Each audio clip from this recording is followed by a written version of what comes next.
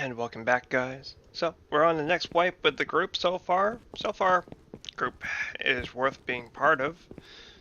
Usually I play solo. Usually I do Tej and do T farms every wipe. So we got our heli tower there. We've got the furnace base. We got the auto smelters here. We're currently making tons of charcoal. And the fastest way to make charcoal is from oil burners. And here's a good way of saying laggy, kinda. We've got the auto sorting system.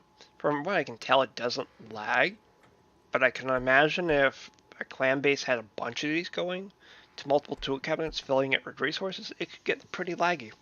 If people were complaining, oh, you have too many lights in your base, yeah, I could see that being too laggy. So yet again, that was a stupid decision on their part to go, oh, just use industrial combiners. Okay, so otherwise speaking, you're asking me to lag the server more? That doesn't seem very common sense. Anyways, it was their decision. I don't think I like the owner of the server. From what I was told from the teammates, he kind of said in the general chat, it's my server, I'll do what I want. And I'm like, I don't think I like the owner of the server, but I like how the server runs. So it's kind of a mixed signal situation where I like the server, I would like to remain on the server, but I kind of don't want to remain on the server based on how the owner was being kind of toxic. Now we understand why the server was really Des Dornell.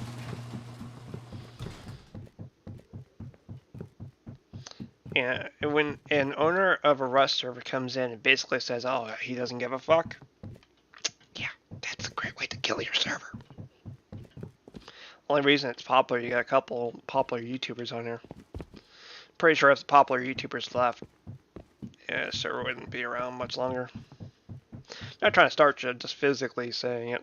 So here we are, we have our farm base here. I'm only using half of it currently. Currently having a problem with over wiring the planters. And honestly, I don't think it's a good idea for me to wire up the rest of this with like sprinklers and shit. Because one, just having this much filled with berries was overfilling 3 boxes of berries. So I don't think it's a good idea to add more sprinklers to this. Because then, if people, I haven't had any people complain about the farm lagging the server yet, but it's only a matter of time before that one person goes out of their way to start shit. When I was working on my farm, this Asgard guy and like another member from MMM came over here and it's like, hey, don't make your farm any bigger. You don't want them to put a limit on planters. And I'm like, dude, we didn't have a problem until you started doing teas. You're undercutting everyone's prices, and you really think this is going to make you look any better? You really think people are going to buy from you? No, no one wants to have anything to do with people being a dick. But that's pretty much what happened. He'd be over here talking, I want to sell teas, all this, and I'm like, dude, at this point, I don't like your behavior.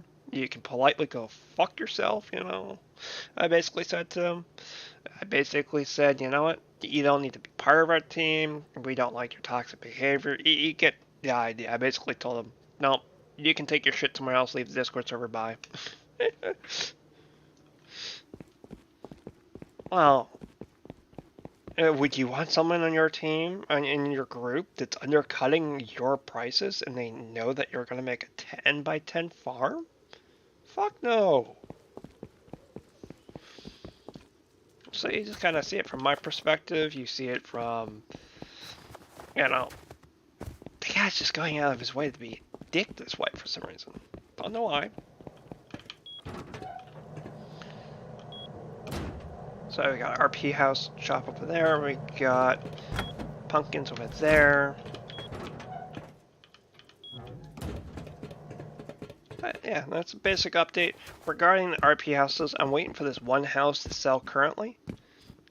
Why am I waiting for this one house to sell currently? Because if that house sells, then I have a reason to build another one. It tells me that it's worth doing an RP town. But yet again, we are in the snow biome. So, you see the problem here is it's cold out here. But it was the only real flat spot to build a nice looking RP town. So it's, kind of rocking the hard spot. It's either build on unflat land, it looks like shit, or build on flat land and it looks alright. And it's kind of rocking a hard spot. So this is what it's looking like here. We picked the build around D1, D2, E2. Unfortunately, there's a cave here, so this really screws up the plans. I didn't realize this was a cave. It's very convenient. You're next to small oil, Arctic, and you got the airfield, the quarry, gas station, dome. You've got large oil, underwater labs, research station, which this is an evil place. It's got snipers everywhere. Oh yeah, make sure to hit the like button, make sure to subscribe button. Hopefully everyone like my update regarding me playing Rust for this current wipe here. Hope everyone enjoyed seeing what the bases are looking like, and I hope everyone enjoyed this video. Hope you guys enjoyed me talking about what I was liking this wipe and what I'm not liking, how the base is looking, how it's progressing, and make sure you hit the like button, make sure to subscribe button, and I'll see you guys in the next video.